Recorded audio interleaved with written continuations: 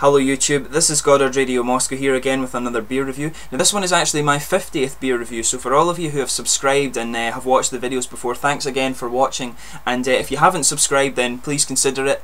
It's always good to get new viewers and things like that. But anyway, this is my 50th beer review, and this will be my first one from Africa. I thought I would save this beer for one of the landmark videos, if you like, because there's not many African beers around.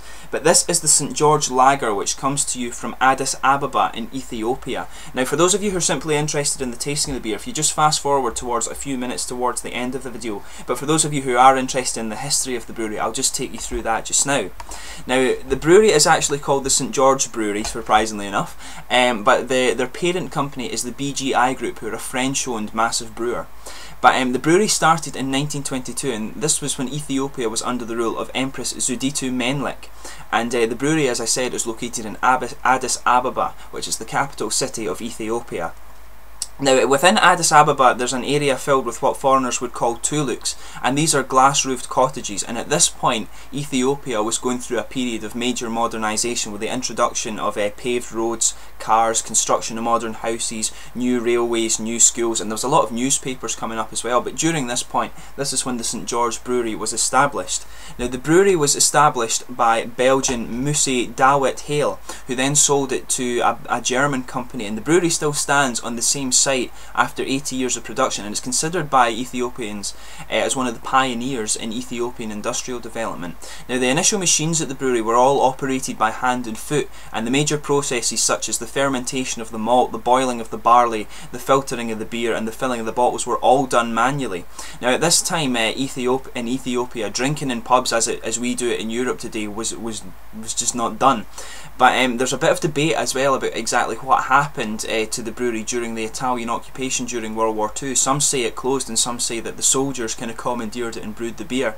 But there were some problems after the Second World War as to who exactly owned the brewery. However, it was taken under Ethiopian control in 1952 when it became a shareholding entity. And interestingly enough, the largest share in the company was owned by Emperor Haile Selassie, whose name you might recognise. But the St. George Brewery apparently did very, very well during the 1940s and the 1950s, and the end of the 50s actually, the brewing had reached a production of 50,000 hectolitres, and at this point they had 53 silos which had a capacity of 100 hectolitres each, and they employed 300 different people who worked on shifts of 24 hours. I'm not sure how that would go down today right enough. But trucks were also introduced to transport the beer during this period, and although new machines were added to the brewery, much of the work remained manual. And apparently the boilers were heated by burning of timber, and the beer was filtered through a manual filter with 5 different spouts. So as you can see, the brewing process for this beer in the past has been very, very unique. So I wonder if the taste will actually be unique, but we'll find out in a minute. Now in the 1970s the brewery had built up a good infrastructure of machines, buildings and also a good marketing network. However, the brewery was nationalised in 1974, but despite the problems presented by the nationalism, the brewery managed to produce a draft beer that enjoyed great popularity and sold very well, so the brewery built their customer base up quite a bit. But because of the nationalisation, however, the brewery lacked the finance to bring in a lot of the new technologies that came in the 1970s, although the brewery itself and the beer remained popular. But the brewery are actually very proud to attribute the popularity and the growing popularity and sales of the brewery to the dedication of their workforce. But later on the brewery was then re-privatised, and as I mentioned at the very start of the video, it's now owned by the BGI brewing group from France. Now BGI has 3 breweries around the country, including Addis Ababa, Kombolka and Hawassa. And apparently they're undertaking the construction of a winery in Zawai as well, so that's maybe something to look out for. Now another fairly well known Ethiopian beer is Castel beer, who I think are also part of the BGI group. I'm not sure what brewery it's from, but I'll maybe see if I can get a hold of that and review it for you at some stage. But there actually really wasn't too much information available on this brewery. It was quite hard to find it. I think I found it through a business history website rather than the brewery website itself. But anyway, let's just go on to the tasting of this beer now. I'll just let you have a little look at the artwork there. Now as you can see, there's the label has the St. George, that has St. George on it there, the English patron saint slaying I think that's a dragon. I was about to say crocodile, but no, it's a dragon. And as you can see, there's some, I think this is the the Ethiopian language. I think it's called Haratan or something like that. I'm not quite sure. But this one is a genuine Ethiopian import, as you can see. There's no back label to it, interestingly. And as you can see, the bottle cap on this one does say BGI Ethiopia. So as you can see, it's actually quite a nice looking beer, this one. It does have that sort of African feel to it, I would say. But without further ado, let's get this guy open and get it tasted. But it's a 4.5% pale lager. As I say, this is my first... Oh dear, this is going crazy. Damn. I wasn't expecting that at all, but anyway. Ah dear. I don't know why that fizzed up so badly, but we'll see. Let's just get on with the tasting of this beer. Now as you can see, it's a very kind of pale golden colour. Not much of a head to this one at all, I have to say. Must have lost quite a bit of volume in that little explosion that it had there, but anyway, it's the first time I've had that happen on one of my beer reviews, so I wasn't expecting that at all. It must have just been thrown around when it was transported and things like that, but anyway, I'll get that sorted in a minute.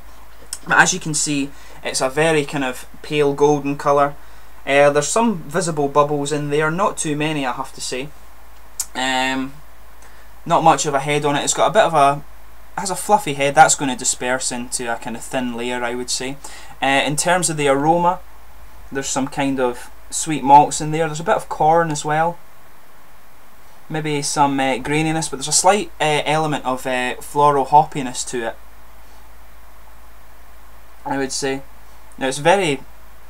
Yeah, there's actually not really much of a nose to this at all. Mainly it's the kind of the sweet malts, the corn, and there's... Yeah, it's the graininess and a little bit of the floralness. In terms of the taste, yeah, the main flavour that comes is the sweet malts, and you get the corn in there as well.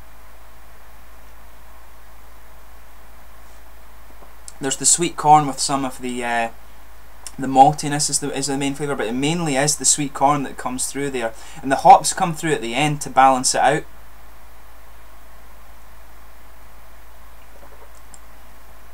It's actually quite a nice... It's a fairly nice lager. It's got a very kind of typical taste to it. It's not really unique in many ways, apart from the fact that it's obviously from Ethiopia and that it kind of exploded in my face, if you like. But it's not got a very kind of unique taste to it, I have to say. It's nice enough. But the main, as I say, the main flavour is the kind of sweet corn with some maltiness. The hops come in after with a slight kind of floral hint to them. But anyway, it balances, like I say, the flavour is actually fairly well balanced. It's very light bodied actually, very drinkable, and it's got quite a kind of crisp finish to it. And it's actually quite dry on the finish. I'm surprised at how light this was. I thought the African beer might have a bit more of a kind of hoppy character to it, but I guess we can... But I guess it's... You know, obviously a hot country, you know, you maybe would expect something light. But anyway, it's quite a nice beer, I would say. If you get the chance to give it a try, I mean, it has that uniqueness about it. It has that uniqueness about it of being from Ethiopia, and obviously there's not very many beers that come from Ethiopia. But I would just say watch that it doesn't kind of explode on you like that. This one's obviously kind of... Maybe they don't really care about the transporting of the beer so much, or this has just been thrown around by... Royal Mail or something like that. But anyway, definitely give this beer a try if you get the chance. It's quite nice. It doesn't have much of a unique flavour to it, but it is from Ethiopia, which, you know, it's always interesting to try beer from some different countries. But anyway, thanks again for watching my beer reviews, and I'll be back. I think my next video I'm going to revisit, do a Belgian beer, so keep an eye out for that. There's a lot of you who seem to like the Belgian beer videos, so just keep an eye out for that. But if you haven't subscribed to the channel, please subscribe. You'll keep an eye out. I add new beer reviews. I try and add them daily. And please like, subscribe, comment on the videos. Let me know of your own experiences of the beer as well. But yeah, thanks again, and I shall catch you soon. Cheers.